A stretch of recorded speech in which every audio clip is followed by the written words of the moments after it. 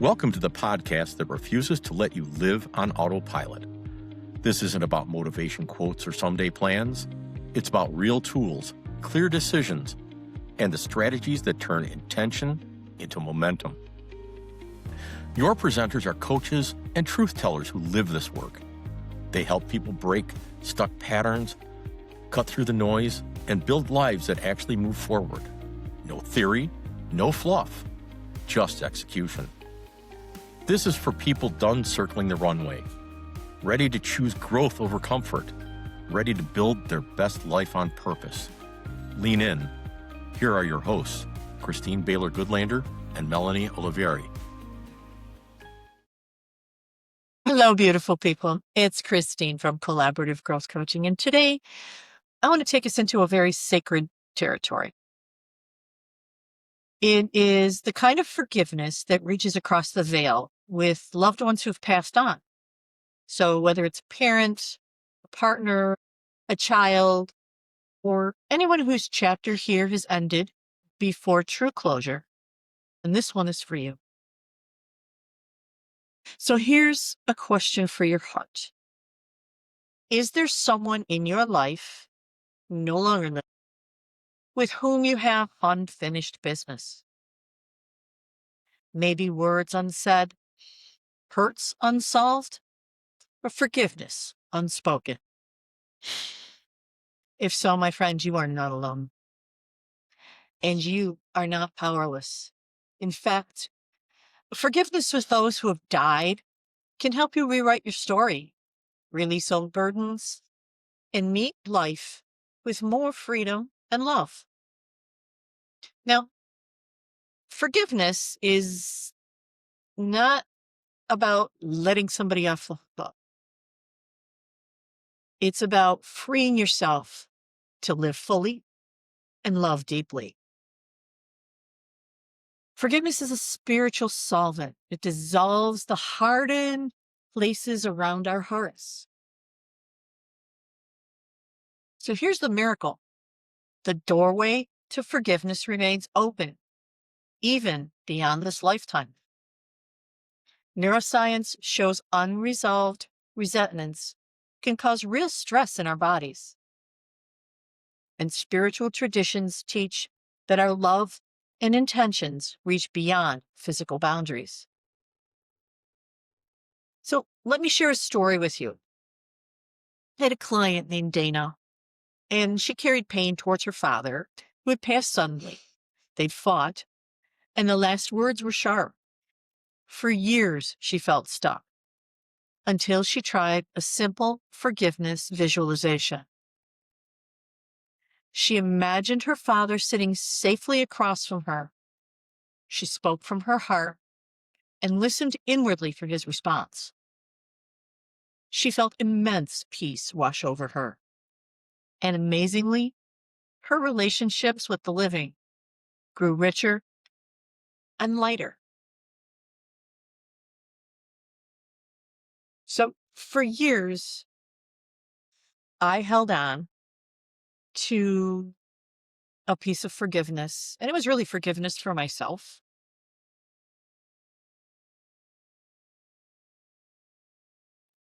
We were first married, we had our first child. We would go to my parents' house for Sunday dinner. And one Sunday, my dad called and said, "You guys coming over for dinner?" And I said, "Not today, Dad." I said, "We got way too much to do." I said, "I'm not going to, be able to do that today. Next Sunday, or I'll see you during the week." The next morning, about 4:30 in the morning, my phone rang. So I answered the phone, and my mother, in her usual style, said, "Put your husband on the phone." And I said, "What's up?" And she said, "Just put your husband on the phone."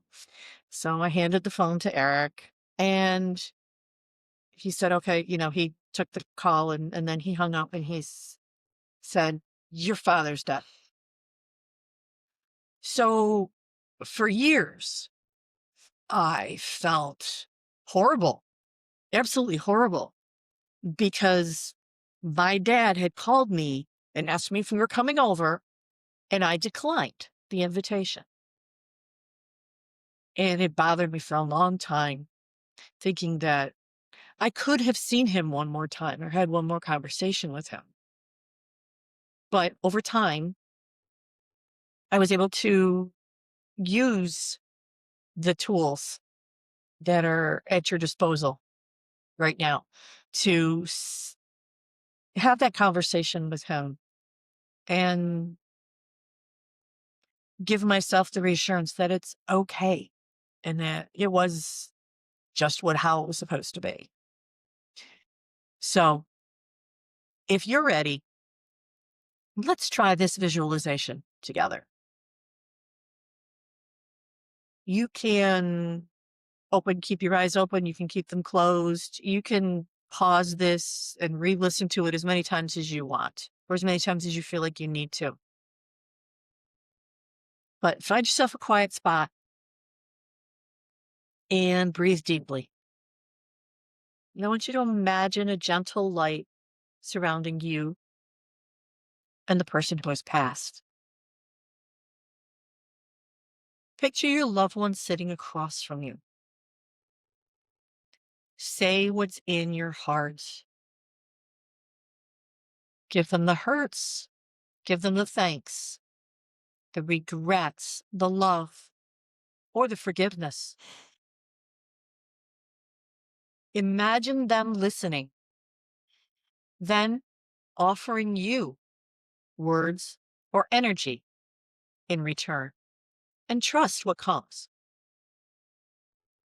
End by gently blessing them and releasing the moment with compassion, whether or not you felt a direct response. You may feel tears. You may feel relief. You might just feel calm, and all of it is okay. Please remember this is a practice and return to it as often as you need.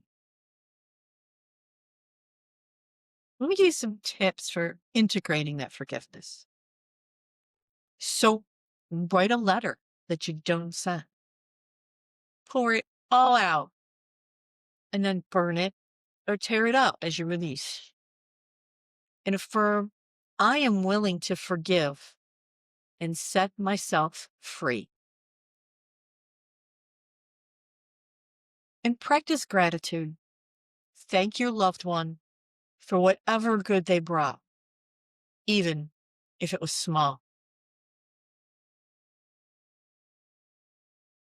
So if any of this has resonated with you today, reach out and I will send you the forgiveness meditation.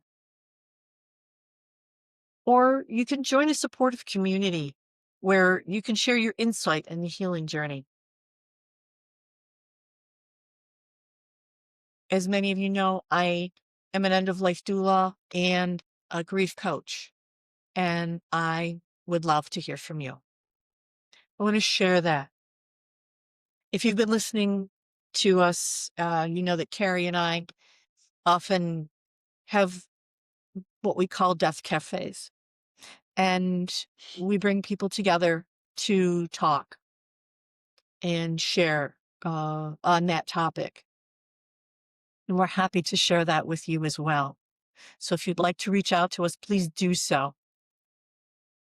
Either here with this podcast or on social media.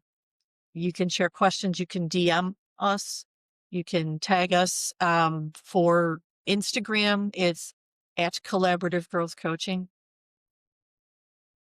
And remember that you are never alone on this path. We are always here for you. Remember that true forgiveness is a gift that you give to yourself, regardless of the timeline or the distance. You have the power to set yourself free and open to life's love here and now. So thank you for being brave enough to heal. Please like, please share, and reach out to us. We're always here for you. And until the next time we see you, keep dwelling in your limitless possibilities.